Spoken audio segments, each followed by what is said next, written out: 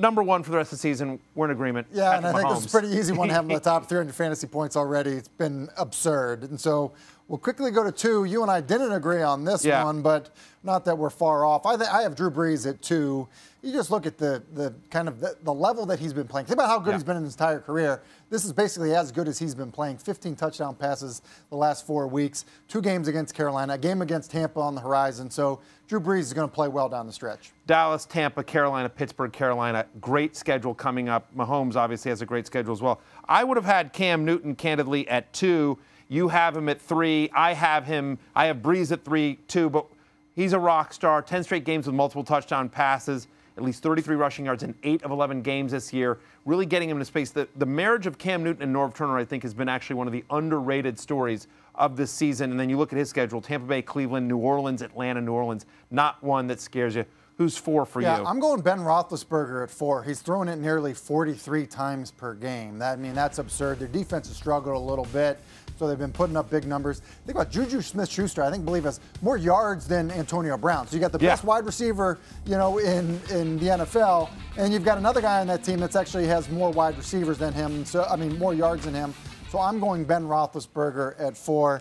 Not a brutal schedule for them, up ahead either. 5 straight road games now with over 20 fantasy points. I thought home Ben, road Ben. No road more? Ben, no more. Road Ben, no more. And they're throwing it so much as James Conner seems to be wearing down or something like that. Just the volume is crazy. I had Ben at 4 as well. Coming out at number 5. And, you can argue the order a little bit, but the top 5, I think, are pretty much locked in. And a guy that honestly should easily be comeback player of the year, but also is in the MVP conversation, I think, very legitimately so, and that's Andrew Luck, who now has 8 straight games with 3 or more touchdown passes. Jacksonville this week, you don't love that, but Houston, Dallas, the Giants, and Tennessee. Schedule not anything that really scares you. Yeah. And so you and I start to maybe disagree a little bit here when we go to 6. Yep. I'm going Phillip Rivers, and from what you didn't want to have him on the list. And, correct. And I had him just outside my top 10. And so here's where I'm going with Phillip Rivers. One, we know about the streak of consecutive, games with 2 touchdown passes, and a lot of big plays as well. I think nearly 50 plays of over 20 yards in the passing game, which puts him in the top 5 in that category. I just think with the Melvin Gordon injury, this is going to be more of a passing offense. And I don't know how long he's going to be out, but let's just say it's 2 weeks. Maybe it's 3. But you look at it with Phillip Rivers, I just think we're going to see him throwing the football more. Phillip Rivers throwing the football more just means more fantasy goodness, in my opinion. I hear you. He came in at 11 for me. The only concern with Phillip Rivers for me is that schedule. So Pittsburgh this week, that's a tough defense. They've played really well recently. And then you think about week 16 and 17, the championship weeks in ESPN Standard Leagues, Baltimore and Denver. Yeah, and I get that, but you also have Kansas City prior to that. Well, we've seen Kansas City have multiple 40-point, games, so that's why I have him there. I still think there's good upside there for him. So anyway, where I would have gone at 6, my next guy like to point out, Tom Brady, still there. Yeah. Aaron Rodgers, still on the board there, and I'm not going with either of those guys. Jared Goff. Yeah.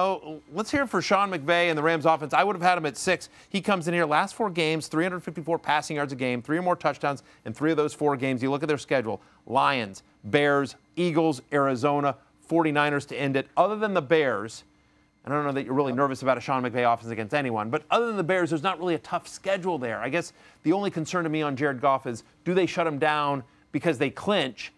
But you have to think that with the Saints playing as well as they are, they're going to be battling for home field throughout the... Correct, 100%. I had him at 7 as well. I think that offense is almost like matchup proof, and so I had him there. I completely agree with that.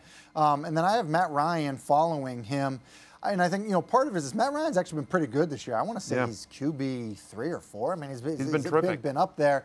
The defense just stinks. Their defense has been so bad that, quite honestly, they've thrown the ball more than I thought that they were. Obviously, with the Freeman injury, probably been more pass happy. Their backs, are probably better suited to be more change of pace backs than pounders like Freeman. And so, good wide receivers, in the group. And then you look at, his upcoming schedule. Baltimore, you don't love.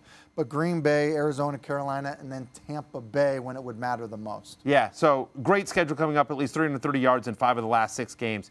He's on pace for over 5,300 passing yards, to your point. So second year of Sarkisian's offense seems to, they've really been and I just want to look, as we just sort of look here real quickly, like Mahomes, Brees, Cam, Ben, Luck, Rivers, Goff, Matt Ryan. We always said in the preseason, don't go early on a quarterback, because we're finally here to quarterback 9. I had Ryan next as well, and so we finally get the number 1 quarterback who was drafted, and that's Aaron Rodgers. And I know it's been tough recently for me. This is an argument for a schedule, Tim. Arizona this week, Atlanta, Chicago, the Jets, the Lions. As you see it here on your screen, in terms of most fantasy points, the Cardinals skew things because people just run against them because they get up so big. But you're going to be able to score on Arizona. Like, I wouldn't be worried about that. I don't think that's a bad matchup for Rodgers. Also keep in mind that game is in Lambeau. Rodgers traditionally plays better at home. He comes in at number 9 for me. Yeah, it is. It does go to show you. I mean, I just think that, listen, some of the injuries early in the year, but that offense just doesn't seem right. All the talk, too, just about Mike McCarthy, his relationship there. And so I agree with you on Rodgers. And then this one for me is almost like I've been pumping him for so long, and I've been projecting his schedule out for so long that I've got to do it. And it's Dak Prescott at 10. I mean, you just think about it.